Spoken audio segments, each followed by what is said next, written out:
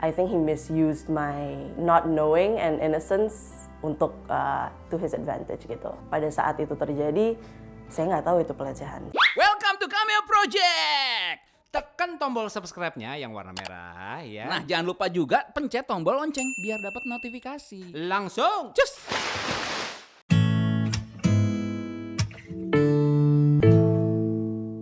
Namaku Citra, usia 24 tahun.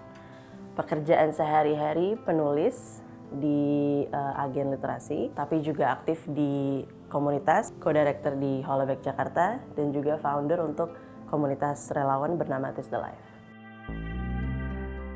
Waktu itu saya baru pulang dari luar negeri, pulang nyampe di sini di sekolah Indonesia pertama. I didn't speak the language at first. The guys tend to, comment, the girls tend to bully. Tapi semakin kesini, I try to fit in, dan fit in aku itu dengan berolahraga. Saya menemukan kelompok saya di teman-teman yang berolahraga. Tapi ada satu memang yang really caught my attention ya. Mulai dari situ, I think he misused my, let's say, not knowing and innocence untuk to his advantage gitu. Pada saat itu terjadi, saya nggak tahu itu pelecehan. Jadi dari awal tuh dia flirting PDKT-nya tuh lebih ke agresif, terus kayak langsung misalnya hadang ke tembok, kayak so I can't leave gitu kan. Dan ya gitu, cium-ciumin, megang-megang gitu.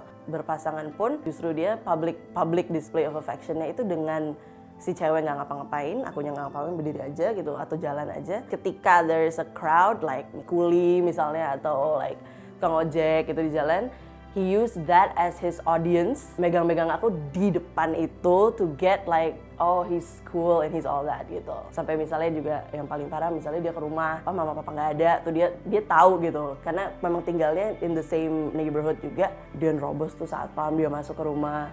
Nah itu di rumah I can't do anything gitu kan untuk lebih ngelawan. Di saat itu aku nggak bisa yang lawan yang sampai mukul, nendang itu karena I felt paralyzed. Bener-bener ketika itu terjadi, I just wanted to end so bad, yang dimana mungkin inside soul aku mungkin keluar dari tubuh aku gitu. Dan menurut aku itu yang sering kali terjadi.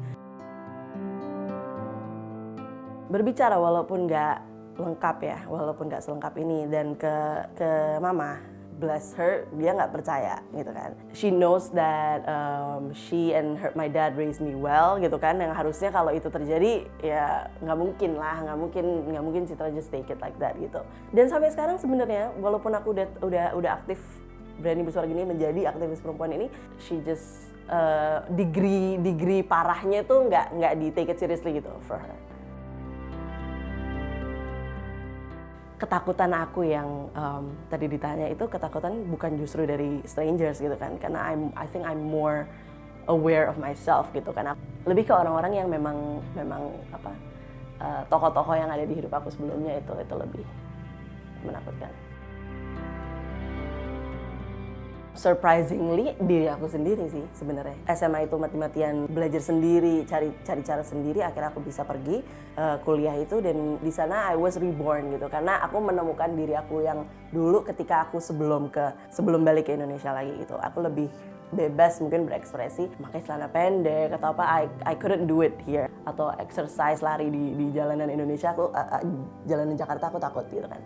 Di kuliah itu aku merasa banyak sekali perempuan lain yang mengalami gitu kan. Bahkan gak hanya perempuan, teman-teman aku yang laki-laki dan kaum minoritas lainnya juga curhat atau cerita ke aku justru gitu kan. Dan aku merasakan, oh emang am I the strongest figure in their life gitu. Padahal aku selalu merasa ngiranya I was not a solution giver gitu kan. Ketika aku balik dan aku akhirnya aktif di gerakan feminisme, aktivisme, dan juga akhirnya bikin komunitas sendiri, itu yang itu janji aku sehari-hari sih, untuk lebih, semakin aku banyak cerita, semakin aku reach out, semakin banyak anak-anak perempuan dan lain untuk reach out ke aku juga. From young girls masih di SD itu diperlakukan oleh gurunya, sopirnya, atau sampai ke even moms gitu. Nggak jarang ibu-ibu yang curhat ke aku, and they're still trapped in that karena mendapat perlakuan itu dari suaminya sendiri. Lebih menanyakan should I stay with him or should I leave, ini gimana? It's bad gitu, parah sekali cerita-ceritanya. Tapi akunya juga harus tahu, akunya juga bukan super human yang bisa balesin terus gitu. Memang ada waktu-waktunya untuk membalas.